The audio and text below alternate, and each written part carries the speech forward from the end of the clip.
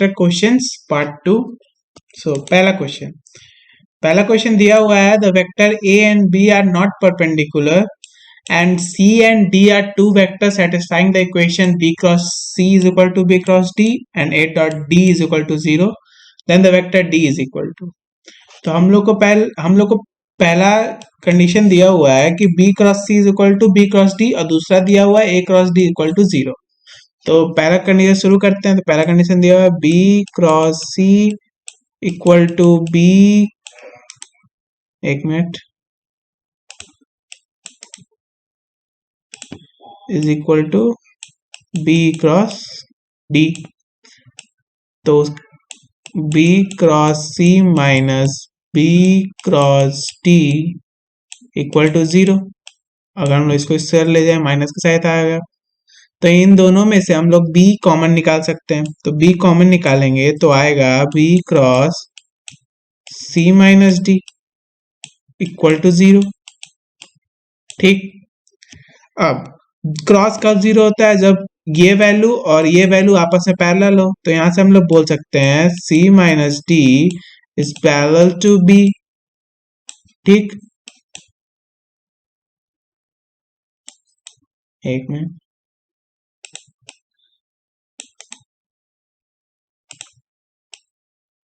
Parallel to be. तो यहां से हम लिख सकते हैं c minus d is equal to lambda times b, और यहां से d आ जाएगा c minus lambda time b equal to d। ठीक, इधर से हम लोग को d मिल गया। अब दूसरा कंडीशन दिया हुआ है,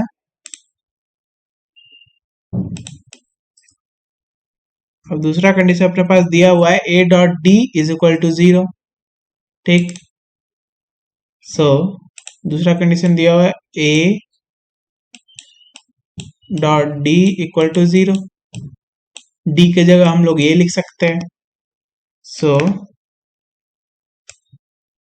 a dot c minus lambda times b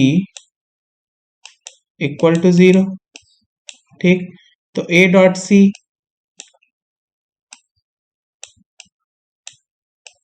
minus a dot lambda times b equal to 0। ठीक, तो यहां से हम लोग पास लैम्डा आएगा, यहां से हम लोग पास लैम्डा आ जाएगा a dot c divide by a dot b। ठीक, तो हम लोग इसको यहां पुट कर देंगे। तो यहां से हमारे पास आएगा c minus a dot c a dot b, यहां से b। ये होगा हम लोग पास d का वैल्यू, जो कि होगा option number D. Next question में दिया हुआ है, let a and b be the two unit vector if vector c is equal to a plus 2b and d is equal to 5a minus 4b are perpendicular to each other, then the angle between a and b। तो पहला condition दिया हुआ है कि ये c और d आपस में परपेंडिकुलर है। हाँ, परपेंडिकुलर है, तो दोनों का डॉट 0 होता है। दोनों का डॉट करते हैं, a plus 2b dot 5a minus 4b equal to 0। ठीक, तो यहां से होगा 5 प्लस नहीं minus 8 equal to 0।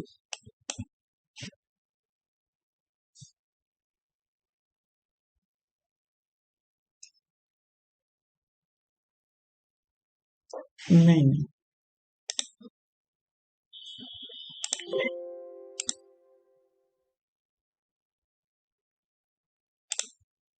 So question number 2 में दिया हुआ है, let a and b be two unit vectors if vector c is equal to a plus 2b and d is equal to 5a plus 4b are perpendicular to each other, then the angle between a and b. ठीक, तो c और d आपस में perpendicular है, सो उनका dot zero होगा. सो a plus 2b dot 5a minus 4b it should be equal to 0.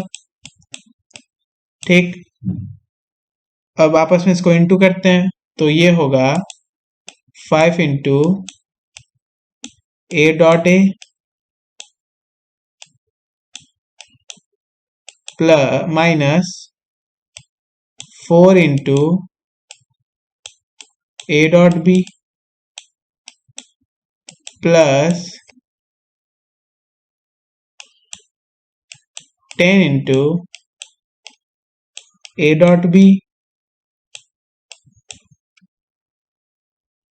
Minus 8 b dot b equal to 0 equal to 0. So पहला 5 a dot a यहाँ पे है यूनिट वेक्टर, तो ये हो जाएगा 5 mod a square minus 4a dot b 4a dot b plus 10 a dot b minus 8 mod b square equal to 0. ठीक, तो यहाँ ये यूनिट वेक्टर है, तो ये 5 हो जाएगा माइनस ये हो जाएगा नहीं प्लस 6 a डॉट b हो जाएगा ये,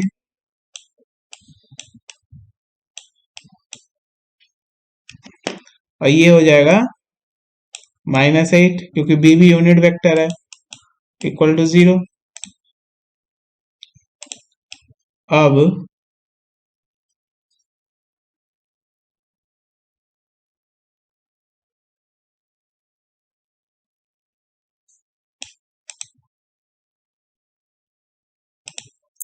इधर दिया हुआ है 6 a dot b equal to 3. So a dot b equal to 3/6 और a dot b is equal to half. ठीक, अब हम लोग को इसके बीच का एंगल फाइंड करना है. So mod a mod b cos theta is equal to half. So ये 1 है, यूनिट वेक्टर है, यूनिट वेक्टर है, दोनों 1 हो जाएगा. So cos theta is equal to half. So theta is equal to 60 मतलब π/3. सो क्वेश्चन नंबर 3 में दिया हुआ है the vector a is equal to i minus j plus 2k, b is equal to 2i plus 4j plus k and c is equal to lambda i plus j plus mu k are mutually orthogonal. Orthogonal मतलब होता है perpendicular. Then find lambda और mu का value. So आपस में ये तीनों अगर परपेंडिकुलर हैं तो a dot c equal to 0 होना चाहिए और b डॉट c भी आपस में इक्वल टू 0 होना चाहिए. ठीक, तो a डॉट c अगर करेंगे तो यहां से आएगा lambda -1 plus 2 mu equal to 0 ये आएगा. और b डॉट c करेंगे तो यहां से आएगा 2 lambda plus 4 plus mu equal to 0. Plus mu is equal to 0। ठीक, अब इन दोनों को आपस में साइमल्टेनियसली सॉल्व करेंगे। साइमल्टेनियसली सॉल्व करने के बाद यहाँ पे लैम्डा का वैल्यू आ जाएगा -3 और म्यू का वैल्यू आएगा 2। म्यू का वैल्यू आ जाएगा 2। तो ये हो जाएगा आपका option number C, -3, 2। Okay, next question. Next question दिया हुआ है, if a b c are the three vectors such that a plus b equal to 0, mod a is equal to 1, mod b equal to 2 and mod c is equal to 3, then a dot b plus c dot d plus c dot a is equal to। ठीक, तो अगर a plus b plus c 0 दिया हुआ है, ठीक, तो हम लोग इसको क्या करते हैं, मॉड करके स्क्वायर कर देते हैं, मॉड करके स्क्वायर। तो स्क्वायर करने के बाद ये हो जाएगा mod a square plus mod b square plus mod c square plus 2 a dot b plus b dot c plus c dot a equal to 0 हो जाएगा। ठीक, अगर मॉड ए का वैल्यू हमको दिया है 1, सो मॉड ए स्क्वायर हो जाएगा 1 प्लस 2 का वैल्यू, बी का वैल्यू दिया है 2 तो ये हो जाएगा 4, सी का वैल्यू दिया है 3 तो ये हो जाएगा 9। ठीक, तो ये हो जाएगा 2 a dot b plus b dot c plus c dot a equal to 0। ठीक, तो यहां से हो जाएगा 2, एक minute,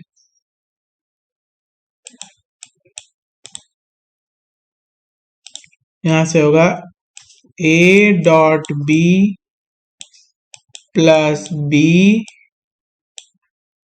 dot c plus c dot a equal to -14/2 जो हो जाएगा -7। ओके,